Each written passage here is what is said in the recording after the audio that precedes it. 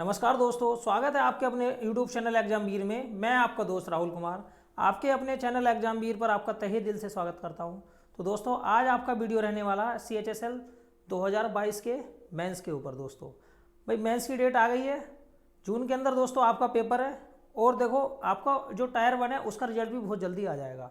लेकिन उससे अच्छी बात है कि आपको टायर 2 की दोस्तों डेट पता लग गई। अब टायर 2 इस बार एक चुनौती के रूप में है। अब मैं आपको बताऊंगा दोस्तों कि टायर 2 की तैयारी आपको कैसे करनी है, क्योंकि अब देखो CGL हो या CHSL हो या फिर MTS हो, सबका का सबका पैटर्न दोस्तों बदला हुआ है। अगर मैं CGL की बात करूं और CHSL की बात करूं तो इन दोनों का जो पैटर्न है वो सेम सेम है, बस थोड़ा सा डिफरेंट है। इंग्लिश के प्रश्न और GS के प्रश्न, उसमें 5-5 प्रश्नों का डिफरेंस है दोस्तों, बाकी सब कुछ सेम है।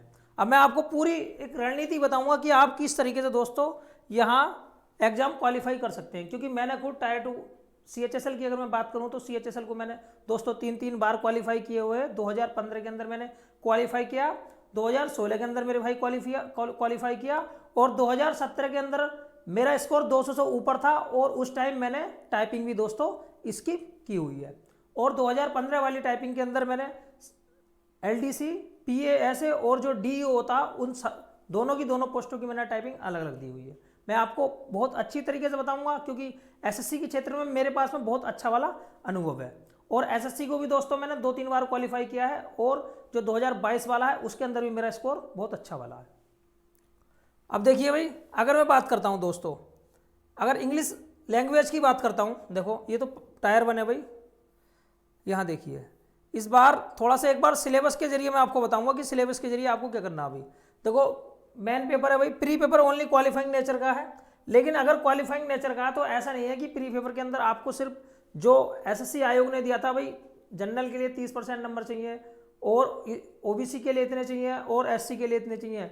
देखो वो तो एक मिनिमम क्राइटेरिया है। लेकिन CHSL की जो कट ऑफ जाने वाली है, इस बार भी कट ऑफ कम से कम आपकी 140 प्लस के समथिंग में तो रहने वाली है कम से कम, क्योंकि वैकेंसी ज़्यादा नहीं है भाई, वैकेंसी ज़्यादा नहीं है। इसलिए देखो, थोड़ा सा कट ऑफ आपकी ऊपर जाती है CHSL की हर बार। एक तरीका हो सकता है कट ऑफ के कम रहने का, अगर CHSL इस बार भाई कम से कम जैसे 10 गुना पास करे हैं उसने CGL के अंदर, अगर 10 गुना पास ना करके बच्चे 20 गुना पास कर दे, 18 गुना पास कर दे, तो थोड़ी बहुत 4-5 नंबर 3-4 नंबर की कट ऑफ आपकी नीचे रह सकती है। वरना कट ऑफ 140 से नीचे जाने के चांस दोस्तों बहुत कम है। मैंने वीडियो बनाई हुई है कट ऑफ की, बहुत से बच्चों ने शायद ना देखी हो, एक बार देखिए। अगर आपका इतना इतना स्कोर बनता है तब 100% आप टायर 1 के लिए क्वालिफाई होंगे और मेंस पेपर आप दोस्तों देंगे। अब अगर मैं देखो बात करता हूं यहां पर भाई, CHSL की बात करी जाए और CGL की बात करी जाए तो दोनों का देखो प्री पेपर जो होता है वो दोस्तों वो भारी होता है भाई। CHSL का प्री पेपर CGL के प्री पेपर से पहले से ही भारी होता आया है, पहले से ही भारी होता आया है। और देखो, बहुत सारे बच्चों का CGL प्री तो बहुत आसानी से निकल जाता है, लेकिन CHSL जो होता है वो बहुत सारे बच्चों का नहीं निकलता है, क्योंकि यहाँ कट ऑफ बहुत ज़्यादा जाती है भाई।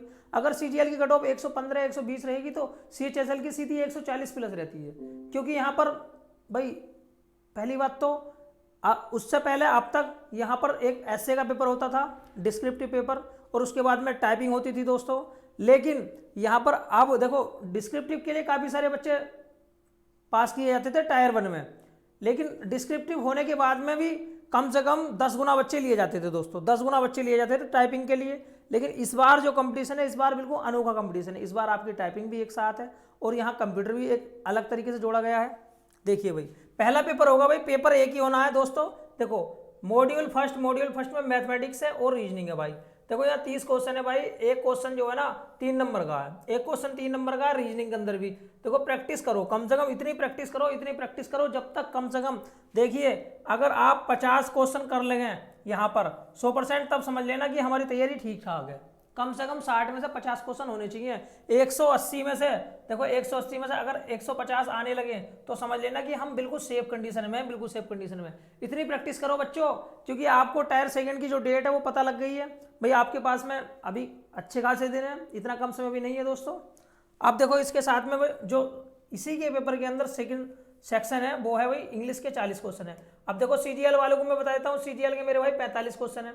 और देखो, अगर मैं मेरे भाई देखो जनरल भाई जनरल अवेयरनेस की बात करता हूँ तो जनरल अवेयरनेस वहाँ पर 25 है, तो यहाँ 20 है बच्चे, ठीक है भाई।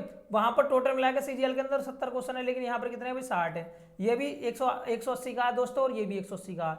180 और 180 360 का पेपर रहने वाला है। देखो यहाँ भी कम से कम मेरे भाई देखो बुकैप के लिए, देखो अगर मैं बुकैप की बात करूँ, देखो बुकैप के लिए आपको क्या करना है अभी, डेली कम से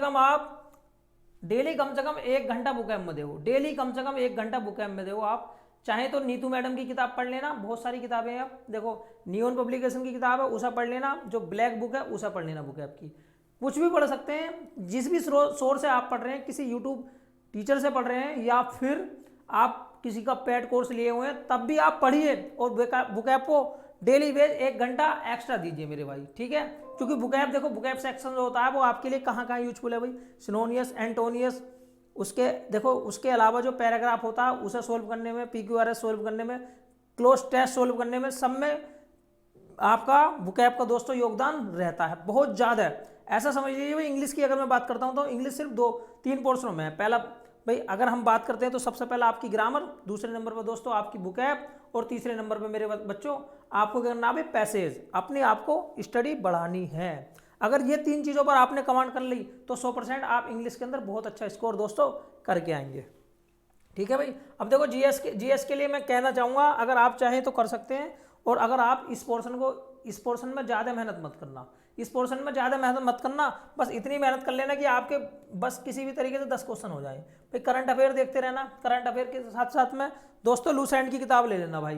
देखो लूस एंड की किताब लेना, लूस एंड की जो किताब है बहुत ज़्यादा है, वन ऑफ द मोस्ट किताब है, ऐसा समझ लेना कि आपके लिए रामबाण है लूस एंड की किताब।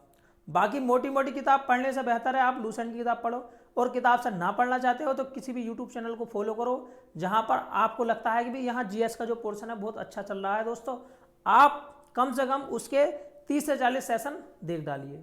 100% देखो पूरे में से पूरा तो बिल्कुल कोई गारंटी नहीं लेगा, जो आपको पढ़ाएगा वो भी गारंटी नहीं लेगा, लेकिन इतना जरूर कह सकता हूँ कि आप 10 से ऊपर स्कोर करके आओगे, ठीक है भाई। और देखो ये जो सिलेबस है मेरे भाई, देखो अगर आप इसके अंदर कमांड बनाओगे तो 100% देखो जो सीजीएल, देखो जो सीजीएल आने वाला है भाई, सीजीएल 2023 आने वाला है, उसमें भी मेरे भाइयों आपको 100% बहुत ज़्यादा मेंस के अंदर, प्री के अंदर बहुत ज़्यादा बेनिफिट मिलने वाला है। क्योंकि अगर प्री एग्जाम की बात करी जाए तो प्री एग्जाम हो चाहे सीजीएल का, सीएचएसएल का, एमटीएस का, सारे के सारे इस बार क्वालिफाइंग नेचर के हैं, किसी के नंबर नहीं जुड़ने हैं।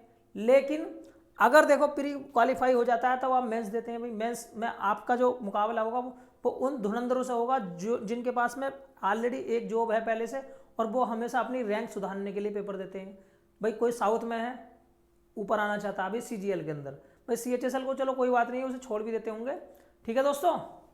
आगे जैसे मैंने छोड़ा मेरे भाई, मैंने भी छोड़ा है भाई, 2017 के अंदर मेरा स्कोर 200 से ऊपर था, प्री के अंदर 148 स्कोर था, और मेंस के अंदर भी मेरा 60 के समथिंग में स्कोर था, 60-62 मेरा स्कोर था। 60-62 होने के बाद में मेरे दोस्तों मैंने छोड़ा, ठीक है, क्योंकि मैं उस टाइम इंडियन रेलवे के अंदर अपॉइंटमेंट मेरे भाई था। उसके बाद में मैंने 1-2 जॉब और छोड़ी, फिर मुझे बिल्कुल लगा नहीं, मतलब कोई फ़ायदा नहीं है अब छोटी मोटी जॉब मैं ट्राई करने में।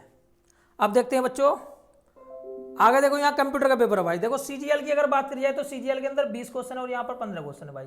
देखो एक क्वेश्चन 3 नंबर का है। अगर देखो मैं सीजीएल की बात करूँ 2022 की, तो बहुत सारे बच्चे ऐसे हैं जिनका स्कोर देखो 290, 280, 300, फिर 290, 300, 290, इतना स्कोर, मतलब 260, कुल मिलाकर 4 से 5 हज़ार, देखो 4 के से 5 हज़ार बच्चे ऐसे थे जो कि कंप्यूटर के अंदर फेल थे, कंप्यूटर के अंदर फेल हैं 2022 वाले सीजीएल मेंस के अंदर, और उनका स्कोर बहुत अच्छा है, और वो कहीं ना कहीं बहुत ज़्यादा एक तरीके से चिंता में भी है भाई, उन्हें एक नौकरी मिलती, लेकिन कंप्यूटर इस बार ऐड होने से ये नौकरी उनकी कंप्यूटर ने दोस्तों छीन ली, ठीक है भाई। कोई दिक्कत नहीं है, आपको कंप्यूटर तैयार करना है, आप जिससे चाहें उससे तैयार कर सकते हैं। आज तो एक तरीके से यूट्यूब पर बाढ़ आई हुई है भाई, बहुत सारे टीचर्स हैं जो कंप्यूटर आपको फ्री पढ़ा रहे हैं। बाकी आपने जहाँ से भी पेड कोर्स लिया हुआ है उसके अंदर भी दोस्तों, चाहे सीजीएल हो, सीएचएसएल हो, सबके अंदर कंप्यूटर हो, कंप्यूटर मेंशन होगा। आप कंप्यूटर को हल्के में बिल्कुल भी लेने की कोशिश ना करें, क्योंकि जितना डीपली पढ़ोगे वो कहीं ना कहीं आपको सीजीएल के अंदर भी दोस्तों काम देने वाला है, ठीक है। कंप्यूटर को एक एक चैप्टर को समझ के पढ़ने की कोशिश करना, और हो सके तो देखो कंप्यूटर जिनके पास में है वो हाथों हाथ प्रैक्टिकल करने की कोशिश करना। जैसे आपने जो पढ़ा है उसे कंप्यूटर पर सीखने की कोशिश करना कि भाई इसके अंदर ये है। बहुत जल्दी सीखोगे, थ्योरी रटोगे तो इतनी जल्दी नहीं सीख पाओगे। प्रैक्टिकल हाथों हाथ करके देखना भाई। आपने मान लीजिए भाई सॉफ्टवेयर पढ़ा, आपने एमएस वर्ड पढ़ा भाई, जो भी पढ़ा आपने उसे एक बार 2-3 बार देख लीजिए, बहुत ज़्यादा फायदा मिलेगा मेरे भाई, क्योंकि मैं खुद कंप्यूटर में बड़ी मुश्किल में पास हुआ हूँ। हालांकि मैंने थ्योरी पढ़ी थी, मैंने PQR बिल्कुल नहीं लगाए थे। आप चाहो तो देखो PQR लगा सकते हैं। एक बुक आती है किरण पब्लिकेशन की, भाई ज़्यादा महंगी नहीं मिलती है, 200-250 रुपये की मिलती है। मैंने वो मंगाई थी, लेकिन मेरे पास में टाइम कम नहीं था, मेरे पास में दोस्तों टाइम कम था, तो मैं उसे पढ़ नहीं पाया था। मैंने मुश्किल से उसके 200% पढ़े थे।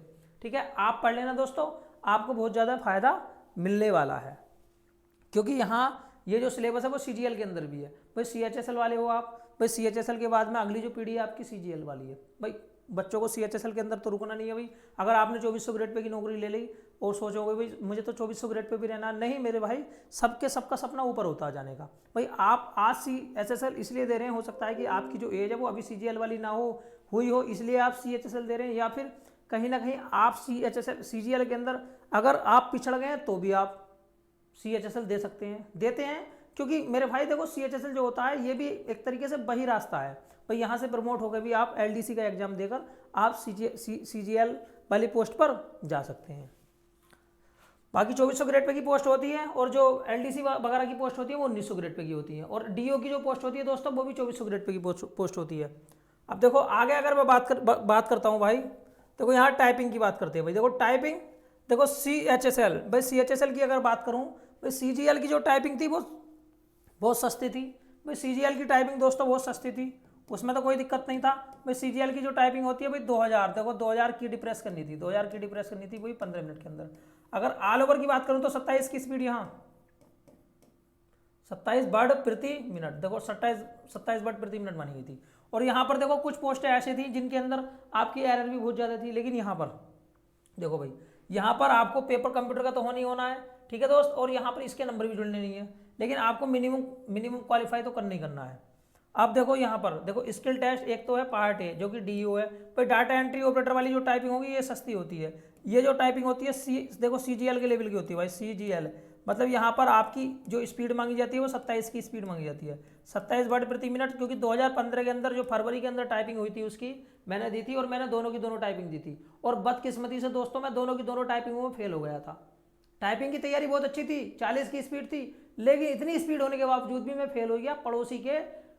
पड़ोसी के एक तरीके से कहते हैं उसकी आवाज़ को सुनकर, क्योंकि उसका जो कीबोर्ड था इतनी तेज बोला, मैं 2-3 लाइन भूल गया। बस वो मेरे लिए बहुत तरीके से, समझ सकते हो आप, अगर एक बार लाइन भूल जाती है तो फिर पकड़ी नहीं जाती है। इस बार भी CGL के अंदर मुझसे एक गलती हुई है, मैंने एक लाइन छोड़ दी। हालांकि मैंने टाइपिंग 10 मिनट के अंदर कर ली थी, 15 मिनट वाली टाइपिंग, क्योंकि मेरे टाइपिंग की स्पीड आज भी बहुत बढ़िया है। स्पीड बहुत बढ़िया होने के बावजूद भी एक लाइन छूट गई, और मैंने बहुत देखी।